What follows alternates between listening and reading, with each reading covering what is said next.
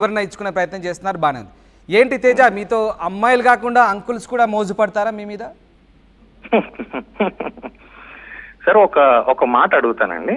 ఇప్పుడు ఒక అతను బాగున్నాడు, చూడడానికి బాగున్నాడు, సినిమాల్లో నటిస్తున్నాడు, కాస్త కోస్త చూడడానికి బాగున్నాడు, ఫేషియల్ ఫీచర్స్ బాగున్నాయి, యాక్టింగ్ టాలెంట్ ఉంది అని అంటే, 1,00,000 మంది ఉండకపోయినా నా స్థాయికి ఒక 3, 4, 6, 7 ఆ అబ్బాయి బాగున్నాడు, ఆ అబ్బాయి చాలా బాగున్నాడు, ఆ అబ్బాయిని కలవాలి, ఒక ఫోటో దిగాలి అని అంటారండి. దీనికి ఒక మగాడు అడిగితే మగాడితో సంబంధం, ఆడది అడిగితే ఆడదాంతో సంబంధం. దీనికి ఏం అసలు సెన్స్ ఉండదా? మనుషులకి సెన్స్ ఉండదా మాట్లాడేటప్పుడు? ఒక మగాడు నువ్వు బాగున్నావు అని అంటే మగోడితో అక్రమ సంబంధం. ఒక అమ్మాయి ఇన్స్టాగ్రామ్ లో పోస్ట్ కి లైక్ కొట్టి కేవలం అమ్మాయిలే కాదు, ట్రాన్స్జెండర్లు, క్రాస్ డ్రెస్సర్స్, ఈవెన్ అంకుల్స్, వీళ్ళందరూ కూడా నిన్ను చూసి ఎందుకు మోజు పడుతున్నారు? మిమ్మల్ని ఇవన్నీ ఎందుకు, మరి ఎందుకు ఇవన్నీ నేరుగా మీరు ఆమెతో చెప్పడం వల్లే తాను మీతో ఇలాంటి మీ మీద ఆరోపణ చేస్తున్నారంటూ నక్షత్ర అంటుంది.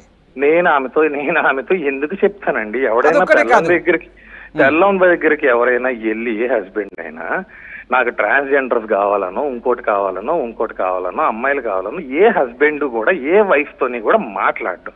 ఇంకోటి, ఇప్పుడు ఆవిడ పిక్చరైజ్ చేస్తున్న విధానం కూడా ఏదో చాలా ప్రాబ్లమేటిక్ లైఫ్ మాది అన్నట్టుగా పిక్చరైజ్ చేస్తుందండి. లేదు, మాది అసలు ప్రాబ్లమేటిక్ లైఫ్ కాదు. మాకు ఫినాన్షియల్ ప్రాబ్లమ్స్ లేవు, మాకు ఏ ప్రాబ్లమ్స్ లేవు. మేము కలిసి ఉన్నంత కాలం హ్యాపీయెస్ట్ లైఫ్, చాలా హ్యాపీగా బతికాం. మా ఇద్దరి మధ్యలో ఎటువంటి ప్రాబ్లమ్స్ లేవు. విడిపోయిన తర్వాత 4 సంవత్సరాలు కూడా ఎలిగేషన్స్ లేవు. ఇప్పుడు ఎందుకు డిఫేమ్ చేయడానికి వస్తుంది ఎలిగేషన్స్ ఇవి? ఈ 4 ఏళ్లలో నేను తిన్నానా సచ్చానా అని మీరు ఎవరు పట్టించుకోలేదు కదా. పోనీ కనీసం మీ దగ్గర ఇన్ని ఎలిగేషన్స్ ఉన్నప్పుడు నాకు ఫోన్ చేసి నువ్వు ఎవరివి, నన్ను ఎందుకు వదిలేస్తున్నావు, ఎందుకు ఇలా చేస్తావు, ఇవన్నీ ఎందుకు రాలా? లేదా పోలీస్ స్టేషన్స్ లో నా మీద కంప్లైంట్ పెట్టినప్పుడు నా సినిమా ఒక్కటే ప్రాబ్లం అని వ్యక్తం చేసిన మీరు, అమ్మాయిలతో తిరుగుతున్నానని చెప్పిన మీరు అక్కడ ఎందుకు ప్రూవ్ చేయలేదు? ఇప్పుడు మీడియాకి ఎందుకు వస్తున్నాయి? మీడియాలో మీ ప్రూఫ్స్ వస్తున్నాయని మీరు చెప్పేది వింటున్నారనా వేస్తున్నారనా? ఎందుకు పోలీస్ స్టేషన్స్ లో పెట్టట్లేదు? ఇప్పుడు కూడా చెప్తున్నాను, open come to the police station. ఇప్పుడు మీ దగ్గర ఏవేవో ఎవిడెన్స్ ఉన్నాయి. నాట్ ఓన్లీ గర్ల్స్, మీరు పబ్లకు వెళ్తారు, ఈవెన్ దో మీరు డ్రగ్స్ కూడా తీసుకుంటారు అప్పుడప్పుడు, అండ్ మీ బాడీ షేప్ కోసం కొన్ని సప్లిమెంట్స్ తీసుకుంటారు, ఇంజెక్షన్స్ కూడా పొట్టకేసుకుంటారు. ఆ ఇంజెక్షన్స్ కూడా వాళ్ళ ఇంట్లో ఉన్నాయి, ఆ ఇంజెక్షన్స్ కూడా మా ఇంట్లో ఉన్నాయని చెప్తున్నారు. 4 సంవత్సరాల క్రితం నాతో విడిపోయిన వాళ్ళ ఇంట్లో ఏవో ఉన్నాయంట, అది మీరు అడగటం ఇట్స్ వెరీ కామెడీ అండి.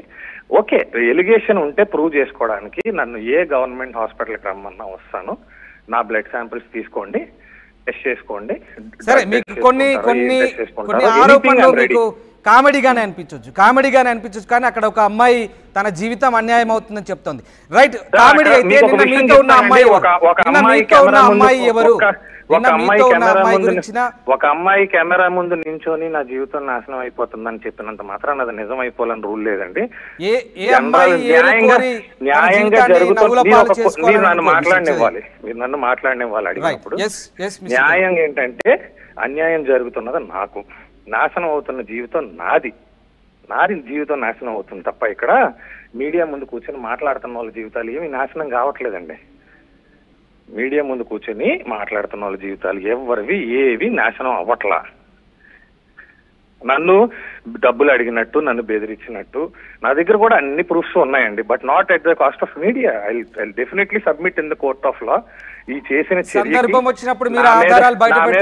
చేసినందుకు, నా మీద ఇల్లీగల్ గా అటాక్ చేసినందుకు, నా ప్రైవేట్ స్పేస్ లోకి వచ్చి నన్ను అటాక్ చేసినందుకు నేను కూడా దానికి తగిన యాక్షన్ లీగల్ గానే తీసుకుంటాను. అంటే మీరు అమ్మాయి కొన్ని ఆరోపణలు చేస్తుంది, దానికి తగ్గట్టు కొన్ని ఏదో రికార్డింగ్స్ వినిపిస్తుంది. మరి మీ దగ్గర కూడా కొన్ని ఆధారాలు ఉన్నాయంటున్నారు. దానికి సంబంధించి మీ దగ్గర ఏమైనా మీరు సొసైటీకి చెప్పే ప్రయత్నం చేస్తారు? నేను మీకు ఒక విషయం చెప్తానండి. ఇప్పుడు నేను మంచోడిని కాదు అని మీరు అంటే, నేను మంచోడిని కాదని మీరు ప్రూవ్ చేయాలి. నేను మంచోడిని నేను ఎలా ప్రూవ్ చేసుకుంటాను?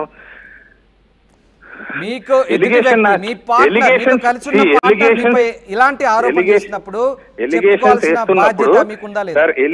వేస్తున్నప్పుడు ఎలిగేషన్స్ ని ప్రూవ్ చేయాలి. ఎలిగేషన్ వేసిన వాళ్ళు ఎలిగేషన్ ప్రూవ్ చేయాలి. నేను ఎలిగేషన్ వేసాను అనుకోండి, నేను డెఫినెట్ గా ప్రూవ్ చేస్తాను. సరే, ఫైన్. ఎలిగేషన్ వేయలేదు నేను తేజ, నిన్న మీతో ఉన్న అమ్మాయి ఎవరు, ఎందుకుంది ఆఫీస్ లో, ఎప్పటి నుంచి ఉంటుంది, ఏం జరుగుతుంది? ఆ అమ్మాయి నాకు తెలిసిన అమ్మాయినండి, నా ఫ్రెండే. నా ఆఫీస్ కి పని ఉండే వచ్చిందండి. Story discussion regarding my movie. చాలా మంది వస్తూ ఉంటారు, వెళ్తూ ఉంటారు. బట్ ఆ అమ్మాయిని నేను పెళ్లి చేసుకున్నాను లేదా చేసుకోబోతున్నాను అంటూ కెమెరాల ముందు మీరు ఎందుకు చెప్పాల్సి వచ్చింది? పెళ్లి చేసుకున్నాను అని ఎవరు చెప్పలేదండి, ఫర్ యువర్ కైండ్ ఇన్ఫర్మేషన్.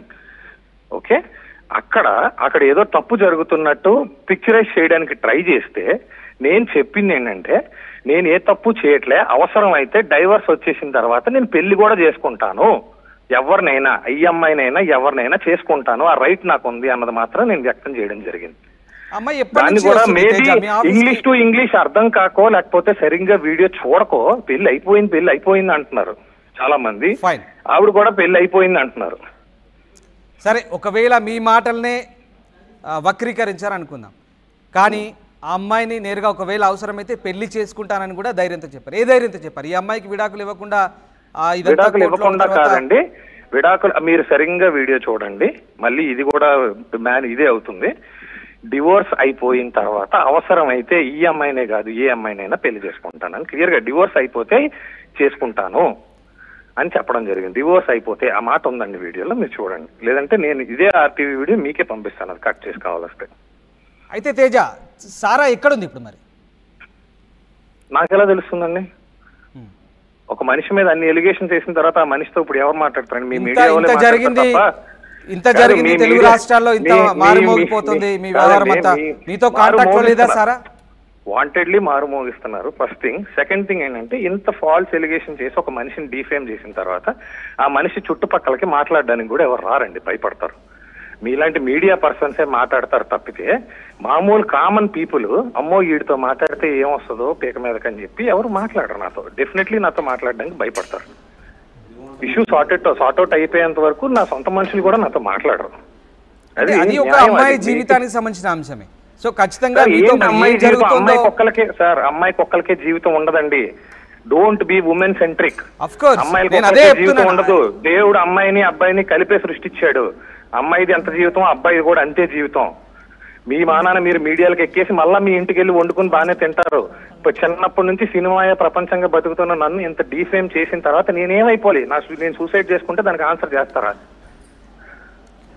అదే చెప్తున్నాను తేజ, నేనేం చెప్తున్నాను, అమ్మాయిలు